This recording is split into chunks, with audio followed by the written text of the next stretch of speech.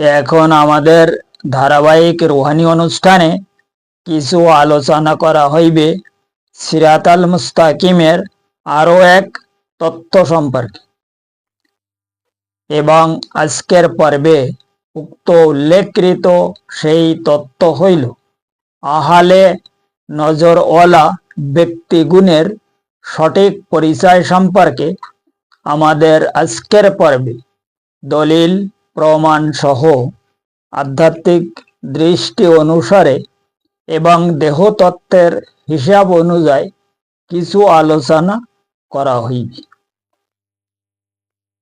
কারণ উক্ত উল্লেখকৃত সেই মহাকঠিন রুহানি বিষয়কে যদি সঠিকভাবে উপলব্ধি করা যায়, তবে বর্তমান জামানার প্রতি প্রত্যেক মানব গোষ্ঠী উপলব্ধি করিতে সক্ষম হইবে উক্ত আহালে নজরওয়ালা সেই ব্যক্তিগুণের সঠিক পরিচয় সহ সিরাতাল মুস্তাকিমের হাকিকত সম্পর্কে। প্রত্যেক ব্যক্তি আরো বহু এলেম অর্জন করার জন্য সঠিক রুহানি হিসাব অনুযায়ী এবং বাতিনি তালিম অনুসারে অবশ্যই সক্ষম হইতে পারিবে ইনশাল্লাহ তাআলা।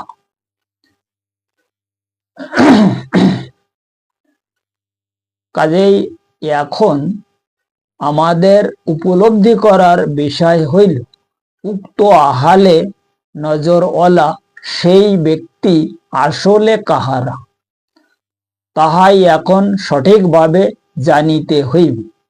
তবে উক্ত উল্লেখকৃত সিরাতাল মুস্তাকিমের হাকিকত সম্পর্কে সঠিক রুহানি হিসাব অনুযায়ী আরো উপলব্ধি করা যায়। কারণ উক্ত আহালে নজরওয়ালা সেই ব্যক্তি হইল আসলে তাহারাই যাহারা সেই মহান আল্লাহ পাকের দিন সম্পর্কে দেখা ছাড়া আর অন্য কোনো ইবাদত বন্দিগি তাহারা পছন্দ করেই না। কারণ তাহাদের কথা হইল দিন সম্পর্কে চিন্তা গবেষণা সহ শুনিয়া জানিয়া কিংবা বলিয়া কি লাভ হইবে?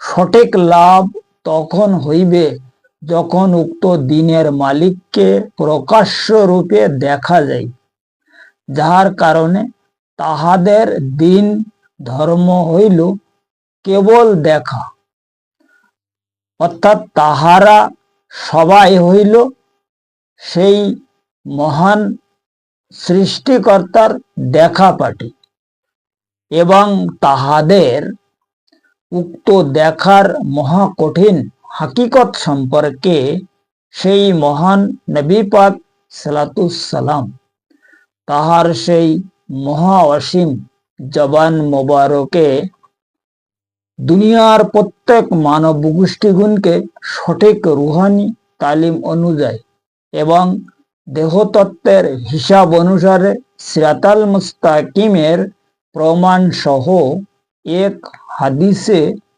তিনি খোদ ইরশাদে গ্রামীণ ফরমায়া,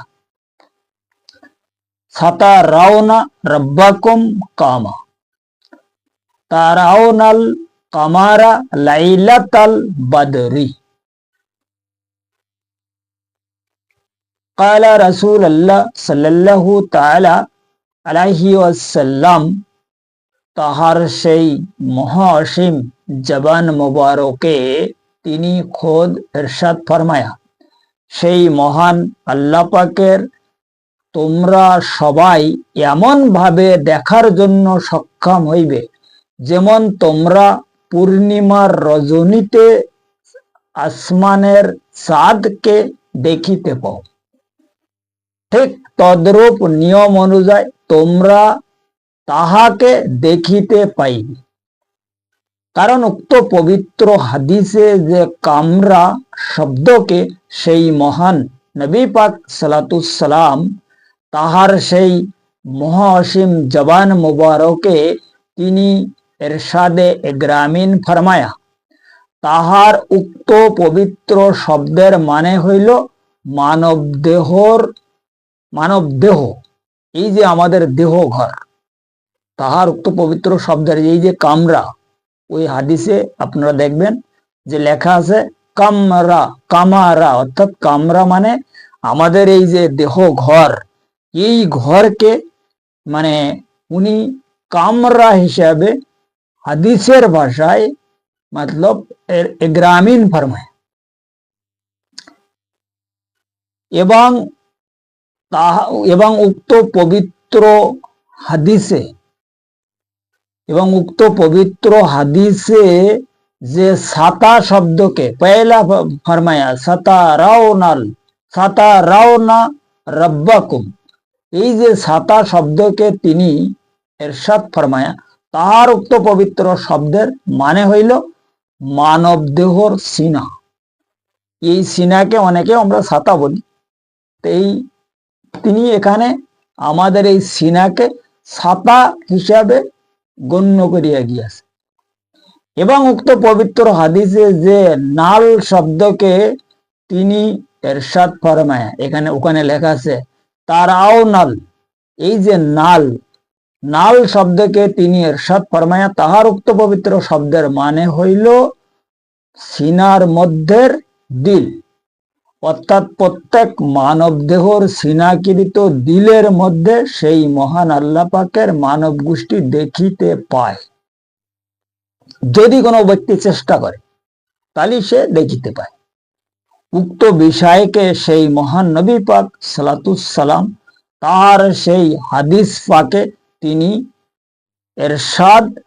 এরশাদে গ্রামীণ ফরমায়া তারাও নাল কামারা।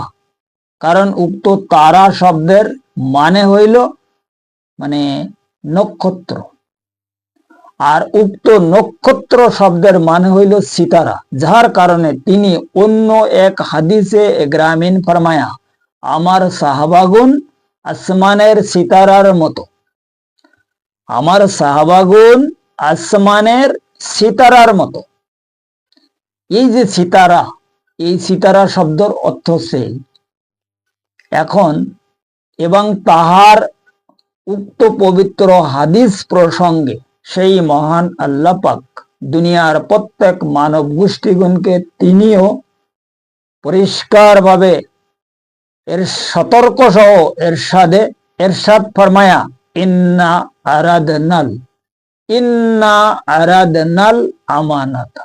এখানেও ইনি এই কোরআন শরীফে আরাদনাল, এই যে নাল, এই নাল শব্দের মানে হইল আমাদের সিনার মধ্যে যে দিল, গোশের টুকরা রাখা রয়েছে, এটা হইল নাল।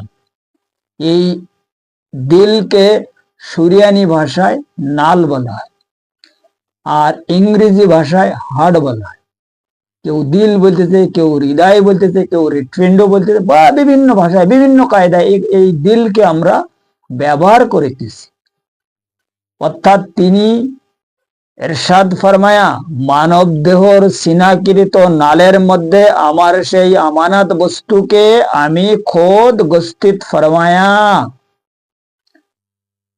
এই হইল আজকের পর্বে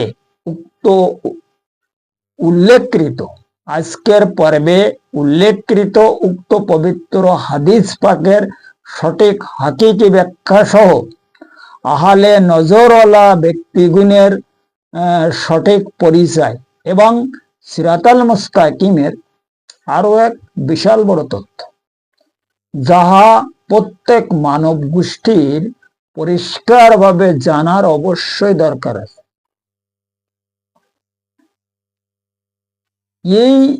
এই যে সিরাতাল মুস্তাকিম, এই যে কি জিনিস, এটা আসলে পরিষ্কারভাবে জানার দরকার আছে।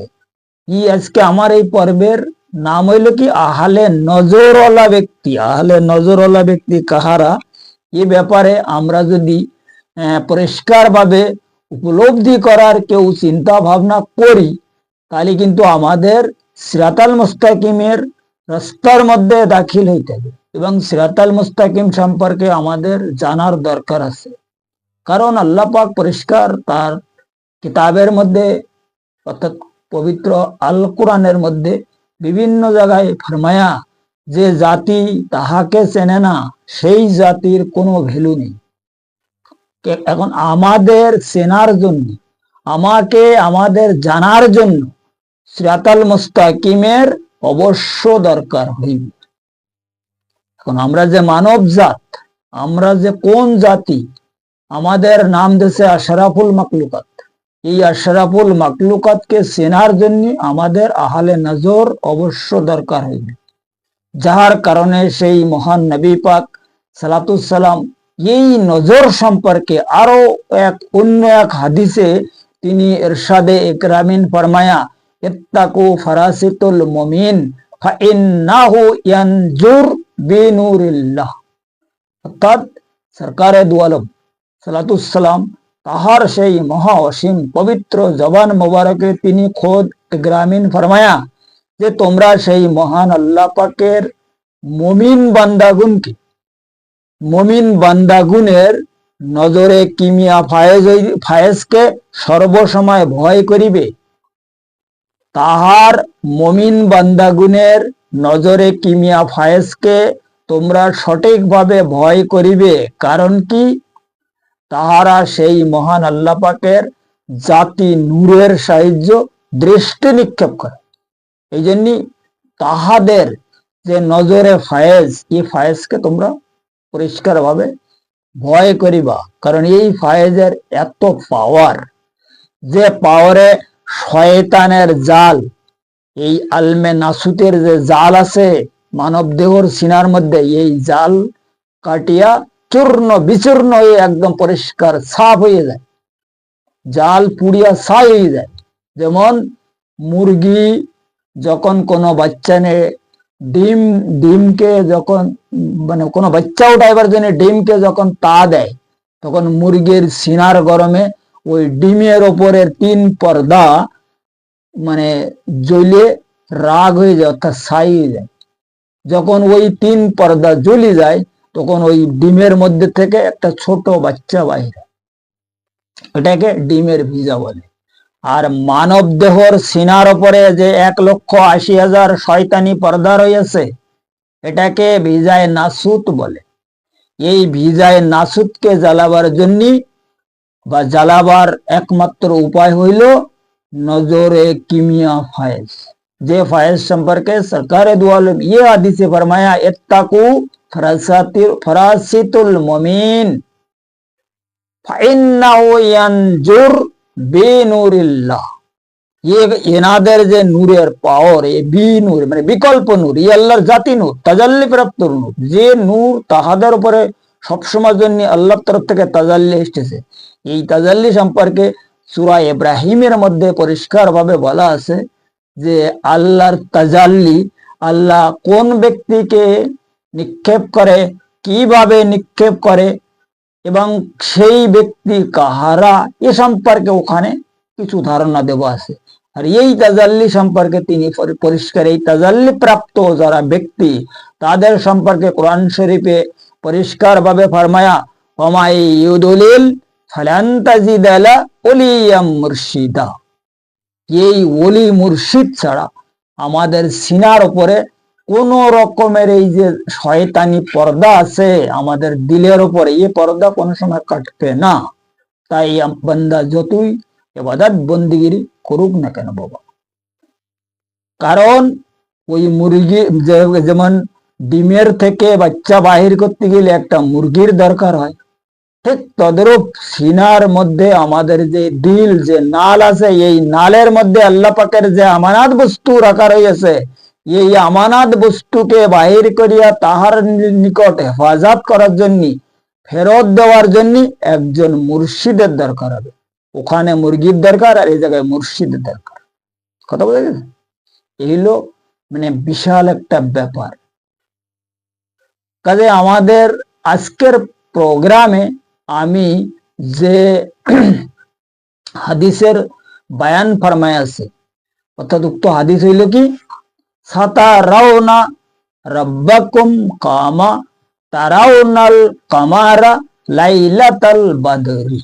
এই যে হাদিস, এই হাদিসের মানে মানে কি কয় এটারে, বায়ান বা শানে নজুল, এই হাদিসের এক আলোচনা আমি কিছুদিন আগে ইউটিউবে শুনিলাম একজন বহুত বড় স্কলার সাহেবের মুখ জবানে, যাহার আলোচনা বর্তমান সময়ে 10 লক্ষ মানব গোষ্ঠী শোনার জন্য খুব ব্যতিব্যস্ত। আমি নামটা নিচ্ছি না এবং আমি নাম নিইনি, কারণ এখানে কথা হইল মানুষ যদি ইশারায় বুঝতে পারে সেটা তাদের ব্যাপার। কিন্তু এবং তিনি বায়ান ফরমায়া জান্নাতের মধ্যে সাহাবা একরাম, এই হাদিস সম্পর্কে তিনি বয়ান ফরমায়, জান্নাতের মধ্যে সাহাবা একরাম সেই মহান নবী পাক সাল্লাল্লাহু সাল্লামকে বিভিন্ন কায়দায় পেরেশানি করিবে যে ইয়া রাসূলুল্লাহ, আপনি ফরমায়াছেন যে আল্লাহ পাকের দেখা যাবে এবং পূর্ণিমার চাঁদের মতন দেখা যাবে, তা কই আমরা তো দেখছি না। বিভিন্ন কায়দায় বিভিন্ন অবস্থায় তাহাকে মানে প্রকাশ্যভাবে পেরেশানি করবে সেই মহান আল্লাহ পাকের তাহারা সবাই দেখার জন্য। তখন তিনি তাহাদের খুব সুন্দরভাবে সান্ত্বনা প্রদান ফরমাইবে। এ কথা মানে এই যে মাওলানা সাহেবের কথা, যিনি মানে স্কলার সাহেব, তিনি বলতে চাচ্ছে। কিন্তু এখানে এখন তখন তিনি তাহাদের খুব সুন্দরভাবে সান্ত্বনা ফরমাইবেন। ইয়ার পরে সেই মহান আল্লাহ পাক তাহাদের সামনে প্রকাশ হইয়া যায়। তখন তাহারা সবাই সহ সেই মহান নবী পাক সাল্লাল্লাহু সাল্লাম ও বেহুশ হইয়া যায়। কি মাওলানা সাহেব বলতে চাচ্ছে কথা, নাউজুবিল্লাহ মিন যালিক। কারণ এখন চিন্তা করার বিষয় হইল জান্নাতের মধ্যে সেই মহান আল্লাহ পাকের দেখার পরে সেই মহান নবী পাক সাল্লাল্লাহু সাল্লামও বেহুশ হইয়া যায়। তবে তিনি মিরাজ রজনীতে কিভাবে আমাদের জন্য নামাজ, রোজা, হজ, যাকাত, কলমা, কালাম ইত্যাদি এই আমাদের যে ইবাদত বন্দেগী আমরা যেটা করতেছি এটা কিভাবে নিয়ে আসছিলেন, সেই সময় তিনি বেহুশ হয়নি। কারণটা কি? এই জান্নাতের মধ্যে সাহাবায়ে কেরামদের সাথে সে বেহুশ হয়ে যাবে, এই হচ্ছে ব্যাপার। যে কারণে আমি নাউজুবিল্লাহ মিন যালিক পড়িয়াছি। কথা বোঝা গেছে? কারণ তিনি খোদ ছিলেন সঠিক আধ্যাত্মিক, এবং পবিত্র আল কোরআন হইল আধ্যাত্মিক ইশারা। কারণ হইল মানে কোরআন হইল আধ্যাত্মিক ইশারা। কাজেই উক্ত পবিত্র আল কোরআন এবং তাহার হাদিসকে সঠিকভাবে বোঝার জন্য উক্ত কেতাবি এলেম দ্বারাই 3 টাকার মোল্লা মৌলবীর কোনো কাজ নহে বাবা। যার কারণে তিনি প্রত্যেক মানব গোষ্ঠীগণকে পরিষ্কারভাবে সতর্ক করিয়া এক হাদিসে এরশাদে গ্রামীণ ফরমায়া, আনা মদিনাতুল ইলম ওয়া আলিয়ু বাবহ। এখন এখানে সরকারে দু আলম ফরমাচ্ছে যে আমি হচ্ছি এলেমের শহর। কারণ কোন কোম্পানির জিনিসপত্র ব্যবহার করার জন্য সেই কোম্পানির ম্যানিফেস্ট কিংবা গাইড অবশ্যই দরকার হয়। তখন উক্ত জিনিসপত্র আমরা ব্যবহার করিতে পারি বা করা যায়। ঠিক তদ্রূপ নিয়ম অনুযায়ী উক্ত পবিত্র আল কোরআন এবং পবিত্র হাদিস শরীফকে পরিষ্কারভাবে বোঝার জন্য তাহার সেই মহাপবিত্র সিনার সঙ্গে রুহানি সম্পর্ক দরকার হইবে। যার কারণে তিনি খোদ এক হাদিসে আরো এরশাদে গ্রামীণ ফরমায়া, উলামা মিন সুদুরি, উলামা মিন সুদুরি। অর্থাৎ তিনি গ্রামীণ ফরমায়া দুনিয়ার প্রত্যেক মানব গোষ্ঠীগণকে যে আলেম হইল সেই ব্যক্তিরা যাহারা আমার সিনার সঙ্গে রুহানি সম্পর্ক স্থাপন করিয়াছে, নচেত তার কোন ব্যক্তি আলেম নহে। এবং কিতাবি আলেম সম্পর্কেও তিনি আরো এক হাদিসে সঠিক সতর্ক সহ প্রত্যেক ব্যক্তিগুণকে ग्रामीण फरमाया। क्या फरमाया? इत्ताकू आलेमुल आलेमुल लिसान व जाहिलुल कल्ब। आलेमुल लिसान, लिसान माने जबान, व जाहिलुल कल्ब माने যাহাদের কেবল জবানে এলেম আর কলব জাহেল, তাহাদের থেকে তোমরা বহু দূরে থাকিবে। এখানে আমরা তো পরিষ্কারভাবে জানি যে জাহেল তাহারাই যাহারা স্কুল পাঠশালায় যায়নি, মানে আঙ্গুটা সব লেখাপড়া কিছু জানে না, এদেরকে আমরা জাহেল বলি সাধারণত। কিন্তু হুজুর পাক এখানে পড়ালেখা লোকের জাহেল বলি, কারণ এখানে এই হাদিসে প্রথমে বলে ইত্তাকু আলেমুল জাহেল, তো সাহাবা একরাম পরিষ্কারভাবে চমক গিয়া এবং উনার কাছে তো সওয়াল করি বেটা, মানে উনার কাছে পরিষ্কারভাবে ওখানে আরজি ফরমায়া যে ইয়া রাসূলুল্লাহ, ইনারা তো আলেম, তা আলেম আবার কিভাবে জাহেল হবে? তাহার পরে তিনি ক্বালা রাসূলুল্লাহ সাল্লাল্লাহু তাআলা আলাইহি ওয়াসাল্লাম ফের ফরমায়া যে প্রথমে তো ফরমায়া ইত্তাকু আলেমুল জাহেল, আলেমুল লিসান ওয়া জাহিলুল কলব, যে বেটা যাহাদের জবানে এলেম আর কলব শিহা অর্থাৎ কালো, কলব মূর্খ, এরা হচ্ছে অরিজিনাল জাহেল। যে তোমরা যাদেরকে জাহেল মনে করো এরা আসলে জাহেল না, আনপড়া লোক জাহেল না। জাহেল সেই ব্যক্তি যাহার দিল মূর্খ, যার কলব মুর্দা, কথা বলতে পারে না, বোবা অবস্থায় পড়িয়াছে শয়তানের খলিফা লতিফায় নফসের কবজায়, এরাই হইল অরিজিনাল জাহেল। কারণ কি এরা জাহেল না, এদের কলবের মধ্যে শয়তান প্রবেশ করিয়া তাহাদের দিল কিংবা কলবকে উক্ত শয়তান জাহেল বানায়া দিয়াছে, এই ব্যক্তির হইল জাহেল। এখন আমরা যে এই বর্তমান সময় এই বড় বড় ইউনিভার্সিটি, বড় বড় পতানি স্কলার সেজে এই হাদিস কোরআনের তাফসির করতেছি আর মানুষের খুব বুঝাচ্ছি, তা কি নিয়ে আমাদের কাছে পুঁজি কি? এই কিতাবই এলেন আমাদের দিমাগের মধ্যে যে অবস্থা, কারণ দিমাগের সম্পর্ক হইল শয়তানের সঙ্গে। আমাদের যে দিমাগ, এই দিমাগের সম্পর্ক হইল শয়তানের সঙ্গে। আর এই সিনার মধ্যে যে দিল আছে, দিলের সম্পর্ক হইল আল্লাহর সঙ্গে। কারণ মানব দেহর মধ্যে দুইটা ফাংশন রয়েছে, একটা হইল দিমাগ, একটা হইল দিল। এখানে এই যে দিলের সম্পর্ক তো আল্লাহর সঙ্গে, আর দিলের মধ্যেই কলব রাখা রয়েছে, যেটাকে আল্লামুল আসমা এলেম বলা হয়েছে। এই আল্লামুল আসমা এলেম হইল সেই মহান বারে এলাহির আমানাত। আর এই আমানাত বস্তুকে প্রত্যেক মানব গোষ্ঠীর সেই মহান আল্লাহ পাকের নিকট ফেরত দেওয়া হইল সবচেয়ে বড় ইবাদত বাবা।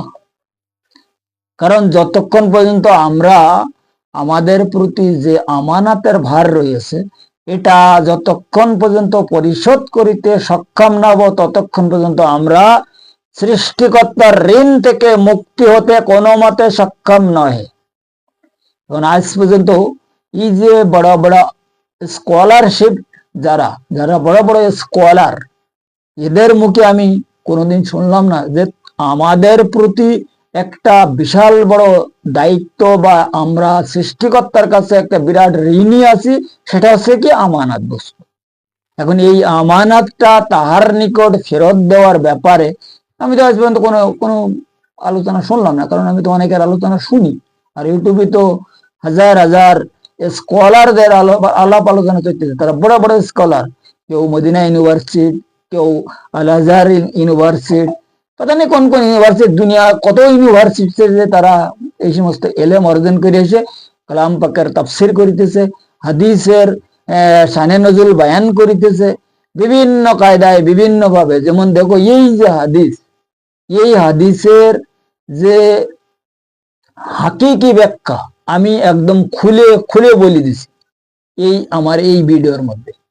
এখন যদি এই হাদিস আর আমার এই ভিডিও যদি কেউ গবেষণা করে আর জাস্টিফাই করে তার নিজের মানব দেহকৃত যে সমস্ত রুহানি ফাংশন আছে, সে নিজে প্র্যাকটিক্যাল দলিল পেয়ে যাবে। তার পড়ালেখার দরকার নেই, কোনো ইউনিভার্সিটির দরকার নেই, কোনো কিতাবের দরকার নেই, কোনো মোল্লা মৌলবীর দরকার নেই। এই 3 টাকা 5 টাকার মৌলবীর কোনো কাজ নাই এখানে। 1.5 টাকার মৌলবী তো বহুত ঘুরে বেড়াচ্ছে, অজু গোসল শিখাচ্ছে কেন, কথা বোঝা গেছে? এখন আমাদের এই যে আলেম, এদেরকে বলা হয় কি আলেমে সাররার। কারণ যে সময় আমাদের যে এই যে রুহানি যে ফাংশনের মধ্যে 4টে নফসানি রুহ আছে, মেন নফসানি রুহু তো বহুত, এবং নফসানি রুহুদের মধ্যে 4টে রুহ হইল মেন।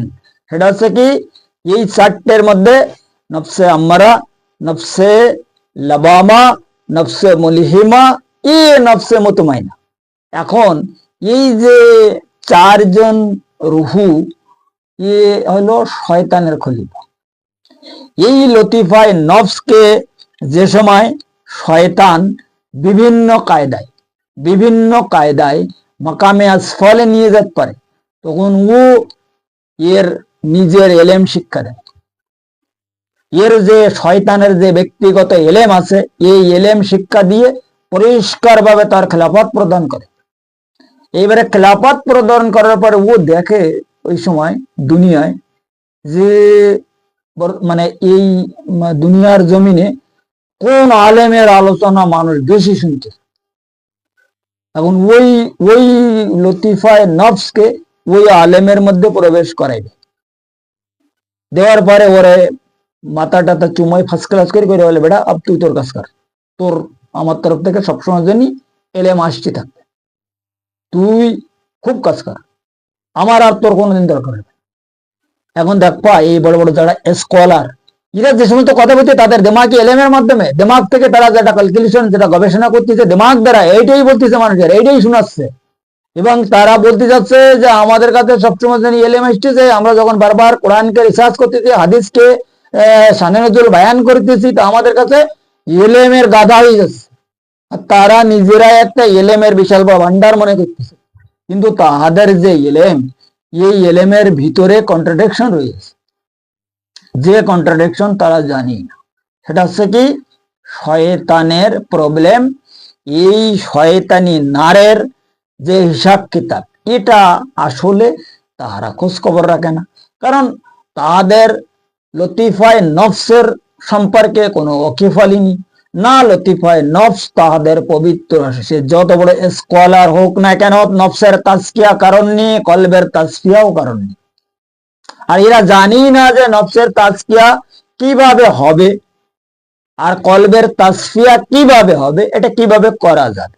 এখন এই জন্যই আমরা ভাই সবচেয়ে বড় কথা হচ্ছে, আমরা যে এই যে বিশাল বড় বড় আলাপ আলোচনা শুনিতেছি, লাখ লাখ 10 লাখ লোক আমরা বেহুশ হয়ে যাচ্ছি আলেম সাহেবের কথা শুনে। এখন এই আলেম সাহেব যে কি আলোচনা করতেছে, কোরআন শরীফ থেকে একটা পয়েন্ট বাইর করে পুরা রাজনীতির মধ্যে নিয়ে যাচ্ছে, নাই কারোর ওপরে গিবত, কারোর ওপরে বিভিন্ন হেড মারা কথাবার্তার সে একটা বিরাট টোন ফোন দিয়ে বলতেছে, তার মধ্যে শয়তানি টোন আছে, শয়তানের একটা আওয়াজ আছে। এই আওয়াজটা দিয়ে সে যে খেলাফত মাকামে আসফল থেকে হাসিল করিয়াছে, ওই খেলাফতের মাধ্যমে সে মানুষকে বিভ্রান্ত করিতেছে। এবং শয়তানের যত ছেলা, এই যে তাগু জিন, এই মানুষদের ভিতরে হতভম্ব করাই দিচ্ছে। তারা সুবহানাল্লাহ, আলহামদুলিল্লাহ, লা ইলাহা, নারায়ে তাকবীর, কত কিছু যে সামনে মানে তাকবীর দিচ্ছে, যে লারা লাগাচ্ছে, এটা তারা তো হুশিন।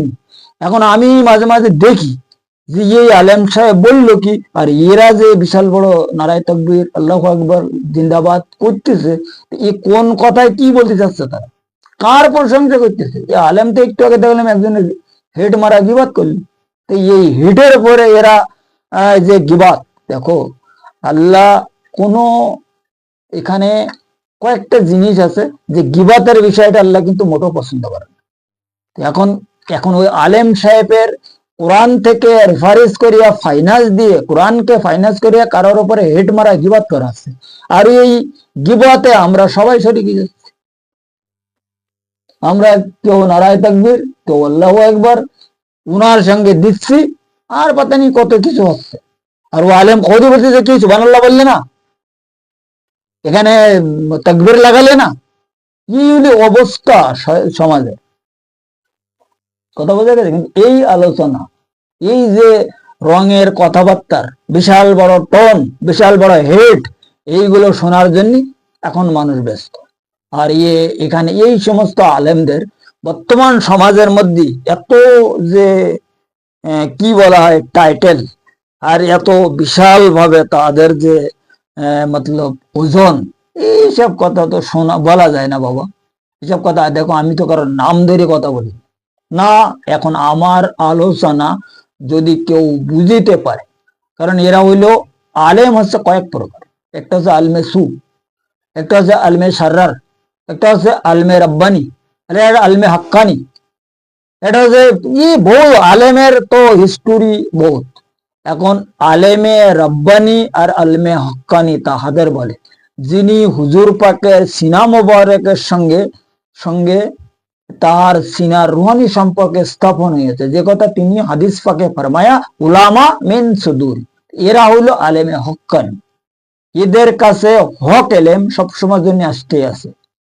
আলেমে রব্বানি কারা? যারা এই সিনার উপরে পরিষ্কার জাল সব কমপ্লিট করিয়া ফানাফি শেখের সমস্ত স্তর, অর্থাৎ তাহার মুর্শিদের যে সঙ্গে যে ফানাফি শেখের 3 স্তর, ফানাফি শেখ আকমল, ফানাফি শেখ মোকাম্মেল, এরপর আছে ফানাফির রসুল, ফানাফিল্লা, বাকাবিল্লা, লাকাবিল্লা, ফানায়েবকা, এই সারে স্তর হাসিল করি যখন সে হুজুর পাকের অনুগ্রহ মোবারকে দিদারে ইলাহি হাসিল করিয়াছে, ও আলমে রব্বানি। ওর এলেম আসতেছে রবের তরফ থেকে। আলমে হক্কানি যে এর এলেম আসতেছে হুজুর পাকের তরফ থেকে, আলমে রব্বানির এলেম আসতেছে রবের তরফ থেকে। এখন এই যারা আলমে সার্রার, এদের এলেম আসতেছে শয়তানের তরফ থেকে, তাই না? কারোর এলেম আসতেছে কেবল কিতাব থেকে, আলেমদের কারোর এলেম কেবল কিতাব থেকে, এদেরকে আলমে সু বলা। এরা অজু গোসল, নামাজ রোজা হজ জাকাত মোবা মুস্তাহ ফরজ ওযু সুন্নাত নফল এইসব শিক্ষা দিচ্ছে। এই আলেমের কোনো ঠিক ঠিকানা নেই বাবা।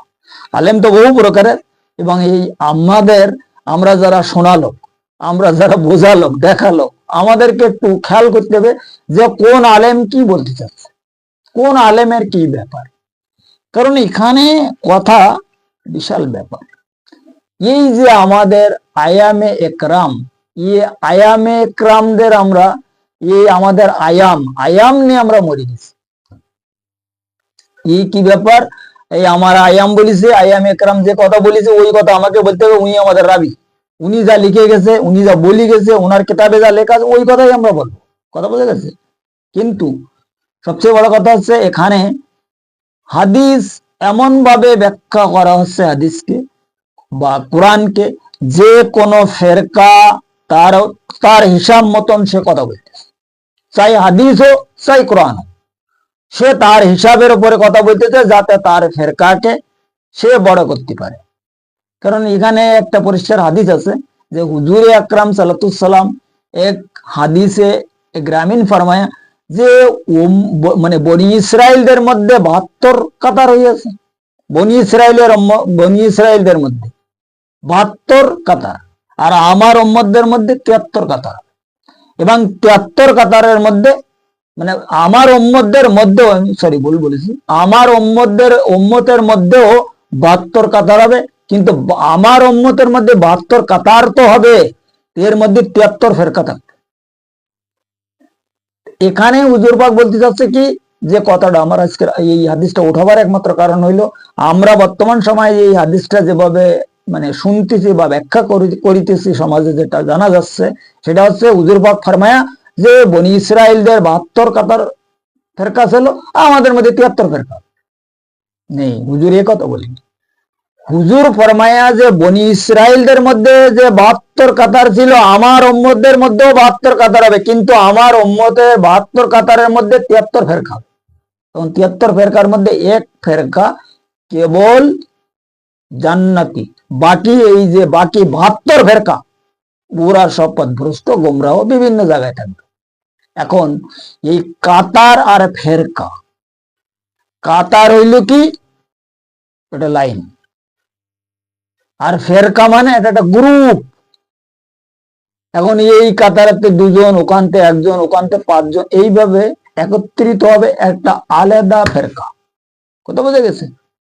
এই কাতারের মধ্যে থেকে 72টা ফেরকা হয়ে যাবে, এই আলাদা আলাদা ফেরকা হবে। কাতার তো ঠিক আছে, ওখানেও হযরতে মুসা আলাইহিস সালামের যে অবস্থা, উম্মতদের উঠে বয়ে বনি ইসরায়েলদের যে অবস্থা, আমাদের ওই অবস্থা। কিন্তু এখানে ফেরকার হইয়া সমস্যা। ফেরকা হচ্ছে কি, আমরা তো 3 কোটি 13 ফেরকায় পরিষ্কার ভাবে ভাগ হয়ে গেছি। আমরা কেউ জামাত ইসলাম, কেউ নিজামি ইসলাম, কেউ বরিয়ালি, কেউ ইয়ালি, কেউ শিয়া, কেউ সুন্নি, পাতা নেই ফেরকা তো মাথা মুন্ডনি, ওয়াবি, খারিজি, দেওবন্দি, পাতা নেই কত কত ফেরকা আমাদের মধ্যে চলতেছে।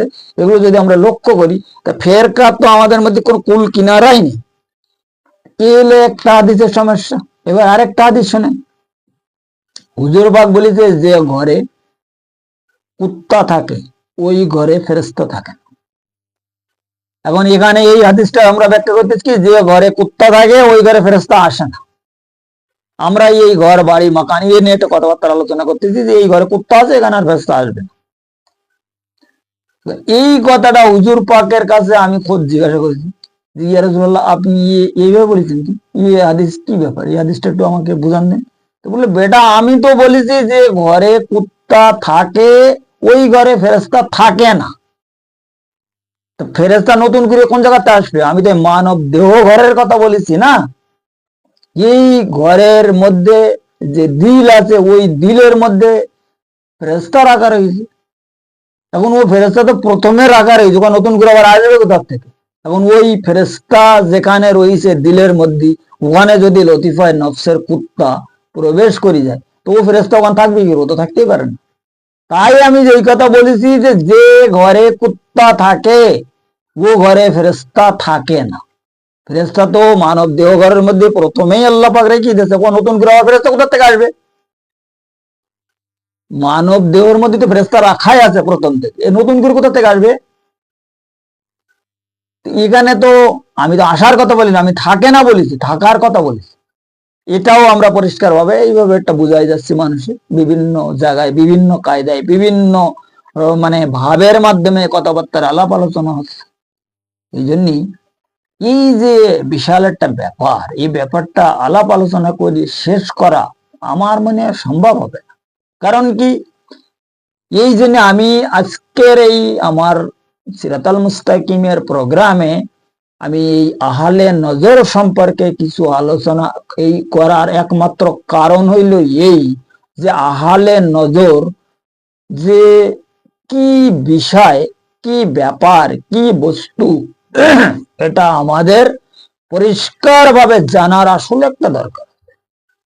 কারণ কি, এখানে এই যে আজকের প্রোগ্রামের যে মূল কেন্দ্র যে হাদিস, সাতারাউনা রাব্বাকুম কামা তারাউনাল কামারা লাইলাতাল বদর।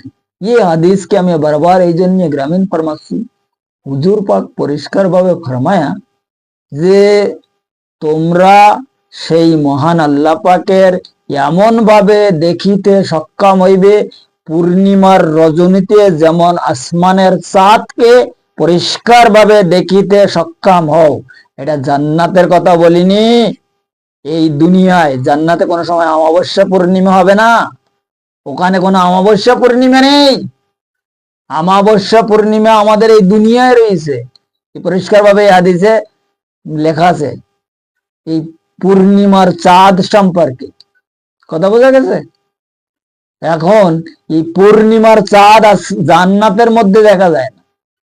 এখন আমরা তো আমাদের এই দিমাগি এলেম দ্বারা এই ডিকশনারি খুলে কোরআনের তাফসীর লিখে দিচ্ছি, কিন্তু আমরা জানি না যে এই কোরআন আরবি ভাষায় লেখা হয়েছে, এর ল্যাঙ্গুয়েজ যেটা, শব্দ যেটা যেটা আলফাজ কিন্তু আরবি, কিন্তু এই আরবির ভিতরে কোন ভাষা ঢুকাই দেওয়া হয়েছে এটা কিন্তু আমরা জানি। কারণ কোরআনের মধ্যে সমস্ত ভাষা ঢুকানো হয়েছে। এখন এখানে যে কিছু ভাষা আছে সেটা হচ্ছে সুরিয়ানি ভাষা, যেমন হচ্ছে এই এই দেখো এই এই যে নাল, এটাও সুরিয়ানি ভাষা। এখানে বলে ফাস কুরুনি আজ কুরুকুম ওয়াশকুরুলি ওয়ালা তাকফুরুন। এই ওয়াশকুর, এই ওয়াশকুর যে শব্দ, এই ওয়াশকুর মানে দোষ, এই যে এটাও সুরিয়ানি ভাষা। এখন আমরা এই ওয়াশকুরের মানে আমি দেখলাম বিভিন্ন তাফসীরে, আমিও দেখেছি এই ওয়াশকুরের মানে এই আরবি ডিকশনারি হিসাবে আমরা লিখতেছি কি আল্লাহ শুকরিয়া আদায় করা, আল্লাহ শুকরিয়া আদায় করা বা নাফরমানি না করা। তোমরা আল্লাহ শুকরিয়া আদায় করিতে করিতে কোন সময় নাফরমানি করবে না তার সঙ্গে। তা এখানে যেখানে জিকিরে এলাহির একটা বিশাল ব্যাপার, এই আয়াতের মধ্যে আল্লাহ ফরমায়া জিকিরে এলাহির মাধ্যমে তার সঙ্গে দোস্তি হাসিল করার একটা বিষয়, যে তোমরা আমাকে স্মরণ করো আমিও তোমাদের স্মরণ করিব। এখানে সাথে সাথে আবার এই নাফরমানির কথা কোথায় কিভাবে আসতে পারে? যেখানে জিকিরে এলাহির বিষয় সেখানে সাথে সাথে নাফরমানি, এইটা কি করে হতে পারে? কারণ এই যে আরবি ডিকশনারি হিসাবে আমরা তাফসীরে লিখতেছি, কারণ এই যে ওয়াশকুর যে শব্দ এটা হচ্ছে সুরিয়ানি ভাষা। এখন এই ওয়াশকুরের মানে হচ্ছে দোষ। কার দোষ? আল্লাহর দোষ। আল্লাহর দোস্তি হাসিল করার কথা এখানে বলা হয়েছে। তোমরা আমাকে স্মরণ করো আমিও তোমাদের স্মরণ করবো, উভয় স্মরণের মাধ্যমে তোমাদের সঙ্গে আমার দোস্তি কায়েম হয়ে যাবে। কিভাবে কায়েম হবে? আমাকে তোমরা স্মরণ করতে করতে আমার নৈকট্য হয়ে যাবা, নৈকট্য প্রাপ্ত হয়ে যাবা, এবং যখনই নৈকট্য প্রাপ্ত হয়ে যাবা, যে সময় বেপরদ হয়ে গেল তো তোমার সঙ্গে আমার দোস্তি গেল। এই এই যে দোস্তির যেটা বিষয়, এখানে আসলে বিশাল লম্বা কথা আছে। দোস্তির বিষয়টা অত সোজা না, আর হুজুর পাকের হাদিসকে বায়ান করা অত সোজা ব্যাপার না। কারণ এই সমস্ত যে সমস্ত বর্তমান সমাজের মধ্যে আমরা যে মাওলানা পাচ্ছি, এই মাওলানাদের যিনি বাপ ছিলেন হযরত মাওলানা জালালউদ্দিন রুমি রহমাতুল্লাহ আলাইহি, তিনি তার কিতাবের মধ্যে লিখে আছে যে মেশকো জাফরান দে যদি আমার এই জবান মোবারক 1000 বার ধোয়ার পরও আমি হুজুর পাকের নাম নেওয়া গোস্তাকি মনে করি, আর আমরা তার হাদিসকে যার মত মতন যার মন মতন সেইভাবে আমরা আলাপ আলোচনা করিতেছি, তাই না? তাই না? এই মাওলানা রুমি এই যে দেখার বিষয়টা, যেটা আজকের আমাদের আলোচনা হলো নজর, নজর মানে দেখা। এখন এই আলে নজর, ইনি একজন বিশ্বস্ত প্রখর আলে নজরধারী ব্যক্তি ছিলেন, যিনি তার মুর্শিদের ফায়েজ মুবারকে আরশ মহল্লার চারিধার দিকে ঘুরতেছে, আল্লাহরে খুঁজে বেড়াচ্ছে। তখন আরশের মধ্যে থেকে আওয়াজ হয়েছে, ওই রুমি পাগলা কাকে খোঁজো? তো কয় আমি আল্লাহকে খুঁজছি। বলে তুমি যার খুঁজতেছো আমি সেই তো বলতেছি। তো আমি তো আপনার দেখতে পাচ্ছি না। তো কয় তুই কিতাবের মধ্যে পড়িস নে যে আমি আমার আরশেও থাকি না আসমানে থাকি না জমিনে থাকি, আমি আমার মুমিন বান্দার কলবে থাকি, ওই কলবে যেয়ে তুই তালাশ কর। তো মাওলানা রুমিও সেই সময় জবাব দিয়েছে কি যে আমি তো ওই কলবে তালাশ করে আপনার এই পর্যন্ত আসলাম, তা আমি তো আপনার দেখতে পাচ্ছি না। বলে ওই কলবে ফের তালাশ কর, আমাকে দেখতে পাবি। কারণ ওই সময় মাওলানা রুমি একটা জবাব দিয়েছে আল্লাহকে যে দেখো আমি এই জন্য আসছি, আমি তো আমার তো বয়স হয়ে গেছে অনেক, আমি মরার আগে আপনাকে একবার একটু দেখিয়ে তারপর আমার মরার ইচ্ছা। তখন উনি জবাব দিয়েছে যে এই পাগল মাওলানা রুম, তুই কিভাবে মারবি? আমার দেখলে তার তো আর মৌত হয় না, সে তো আর মরতে পারে না, যে আমার দেখিয়েছে তার আর মৌত হয়। এখন তুই খোঁজ ওখানে যদি দেখতে পাস। এই দেখার বিষয়টা এখানে রয়েছে এই হাদিসে। যে কারণে এই হাদিসটার বিষয়ে আজকে বারবার জোর দিচ্ছি, এই দেখার বিষয়। আহলে নজর খুব সাংঘাতিক জিনিস। আর এই নজর সম্পর্কে কোরআন শরীফে বিভিন্ন জায়গায় বিভিন্ন কায়দায় বলা আছে। হাদিস শরীফে হুজুর পাক তার হাদিসের ভাষায় তিনি আমাকে প্রকাশ ফরমাই গেছে আমাদের মুক্তির বিষয়, আমাদের দেখার বিষয়। কারণ তিনি দিদারে এলাহি 33 বার হাসিল করেছে, প্রকাশ্য দিদার 33 বার। শোনো আজকে কান খুলে, 33 বার দিদারে এলাহি হাসিল করেছে তার 63 বছর মানে হায়াতের মধ্যে, জিন্দিগি, এই যে জাহিরগত জিন্দিগির মধ্যে, বাতিনগত আমি আলোচনা করছি না। কারণ উনি তো হায়াতুল মুরসালিন, সারে কোন মুরসালিনের আগে টাইটেল নেই হায়াতুল মুরসালিন, ইনি তো হায়াতুল মুরসালিন। কিন্তু উনি যে সময় জাহিরি জগতে ছিলেন এই সময়ও 33 বার ডাইরেক্ট দিদার এলাহি হাসিল ফরমায়া। তাহলে ওই সময় উনি বেহুশ হয়ে গেলেন না, জান্নাতের মধ্যে কিভাবে বেহুশ হয়ে যাচ্ছে? তো বেয়াদবি না কি? এগুলো বেয়াদবি কি না? এই কথাটা আসলে একটু বিশাল ভাবে বোঝার বিষয় আছে। আজকে আমার এই জন্য এই কথাগুলো বলতে হচ্ছে, কারণ হুজুর পাকের নামে কেউ যদি উল্টা কথাবার্তা বলে, এগুলো আমার পছন্দ হয় না। কারণ কি, আমি এইগুলো সহ্য করতে পারি, আমার একটা বিরাট আকারের হেট লাগে, যে কারণে আমি এই কথাবার্তা বলতেছি। যাই হোক, আজকের আলোচনা এই কিছু করা হইলো। আমাদের আজকের আলোচনার যে কি প্রোগ্রামের নাম হইলো কি, আহলে নজর ওয়ালা ব্যক্তি গুণের পরিচয়। এ সম্পর্কে এই আলোচনার বিষয় আগে পিছে যদি আরো কারোর ভালোভাবে জানা বোঝার বা বার্গেনিং করার দরকার হয়, ডেসক্রিপশনে আমার নাম্বার দেওয়া আছে। যদি কেউ এই ব্যাপারে বার্গেনিং করতে চায়, কেউ জানতে চায়, কেউ বোঝাপড়া করিতে চায়, বাস জবাব দেওয়ার জন্য আমি তৈরি আছি ইনশাল্লাহ তাআলা, কোনো অসুবিধা নেই। দলিল প্রমাণ সহ জবাব দেওয়া হইবে, বুঝানো হইবে, দেখানো হইবে, শিখানো হইবে, জানানো হইবে। যদি কেউ এই রাস্তায় চলিতে যায় তাদেরকে চালানো হইবে। আর এ ব্যাপারে আমার কোনো দ্বিধাদ্বন্দ্ব মোটেও নেই, না আমার কোনো কমজোরি ইনশাল্লাহ তাআলা আছে। এ ব্যাপারে আমি যে আলোচনা আজকে করলাম, এই আলোচনার বিষয় যদি কারোর পয়েন্টে পয়েন্টে জানার ইচ্ছা হয়, সে আমার কাছে পরিষ্কারভাবে কিতাব, দলিল এবং মানব দেহর রুহানি ফাংশন সহ প্র্যাকটিক্যাল এবং থিওরিক্যাল দুইটা তাহাকে বোঝানো হইবে ইনশাল্লাহ তাআলা। যাই হোক, আজকের আলোচনা এই পর্যন্ত রাখা হইল। আগামী পর্বে সিরাতাল মুস্তাকিমের আরো অন্যান্য বিষয়, মানে এলমে তাসাউফ মতে, মানে লাদুনী শক্তির, সেই মহান বারে এলাহির লাদুনী শক্তিকে হাসিল করার বিষয় এবং লাদুনী শক্তি সম্পর্কে আরো কিছু রুহানি আলোচনা দলিল প্রমাণ সহ করা হইবে মানব মুক্তির হিসাবে। মানব মুক্তি হিসাবে, এই লোকের দাম বাড়াবার জন্য না, কথা বোঝা গেছে? এই কারোর দাম বাড়াবার জন্য না, যে আমরা এটা বিশাল কিছু জানি, আমি বিশাল মৌলবী, বিশাল এই এসব আলোচনা আমি করিনি। আমার আলোচনার একমাত্র উদ্দেশ্য হইল যাহাতে আওলাদে আদম, অর্থাৎ আমরা যারা বনি আদম, আমাদের মুক্তির ব্যাপারটা একটু ক্লিয়ার হতে পারে। এই জন্য আমি এই চ্যানেল খুলেছি এবং এই টেবিলে মোটামুটি ডেলি যতদূর পারি একটা রুহানি প্রোগ্রাম দিচ্ছি। এখন যদি কেউ আমার আলোচনা পছন্দ হয় সেও ভালো, না পছন্দ হলো তাতে আমার কোনো যায় আসে না। কেউ শুনলে ভালো, কেউ না শুনলেও কোনো অসুবিধা নেই। সেটা মানব গোষ্ঠীর ব্যক্তিগত বিচার ব্যবস্থা। কারণ বর্তমান সময় ইউটিউবের মধ্যে হাজার হাজার ভিডিও চলতেছে, লাখ লাখ লোক এই ব্যাপারে কথা বলতেছে। এই তরিকার জগতে বলো, শরিয়াতে বলো, আর যে কোনো জগতে বলো, কোরআন হাদিস বলো, বিভিন্ন বিগিশিগে বিভিন্ন কথাবার্তার বিভিন্ন কিছু আমরা কিন্তু অবশ্যই দেখতে পাচ্ছি। কিন্তু একমাত্র মুক্তির যেটা রাস্তা সেটা হইলো সিরাতাল মুস্তাকিমের রাস্তা।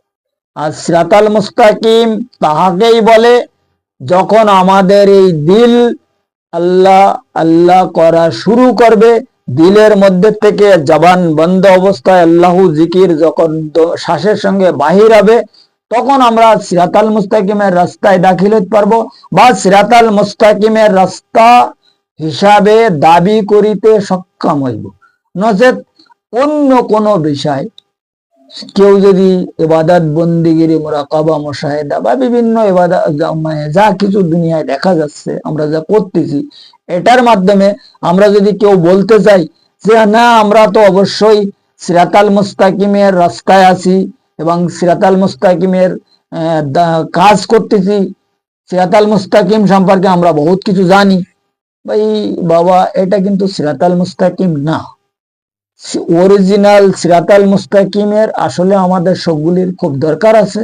আর সিরাতাল মুস্তাকিম কি এবং কোথায়, কিভাবে এই রাস্তা কিভাবে শুরু হয়েছে, কোথা থেকে কিভাবে চলতে হয় এই রাস্তায়, আর কিভাবে এই রাস্তার আসলে শুরু আর শেষ কোথায়, এটা আমাদের জানার আসলে কিন্তু খুব দরকার আছে। যাই হোক, আজকের আলোচনা এই পর্যন্ত রাখা হইল। এই হলো আজকের একটা বিশাল মানে বিষয়টা। আমি এই কিছুদিন আগে ইউটিউবে একটা ভিডিও দেখলাম এই হাদিস সম্পর্কে, দেখে আমার মনে খুব একটা হিট লেগেছে। কারণ এই হাদিসে বলা হয়েছে কি যে হুজুর পাক বেহুশি, সাহাবা একরাম বেহুশি গেছে, কথা তো চলো ঠিক আছে, কিন্তু হুজুর পাক বেহুশি গেছে আল্লাহ দেখি, এই কথাটা আমার একটা বিরাট হিট লেগেছে, কথা বোঝা গেছে। যাই হোক, আজকে আলোচনা এই পর্যন্ত রাখা হইলো। আমার মানে আজকের আলোচনা অনেক লম্বা হয়ে গেছে, বিভিন্ন কথার প্রসঙ্গে প্রসঙ্গে লম্বা একটু বেশি হয়ে গেছে। আগামী পর্বে আরো অন্যান্য বিষয়ে কিছু ইম্পর্টেন্ট আলোচনা করার জন্য চেষ্টা করা হইবে, যদি আমার সেই মহান মুর্শিদ কেবলা তাহার নিজ গুণে আমাদের প্রতি দয়া ফরমায়। মালিক ভরসা।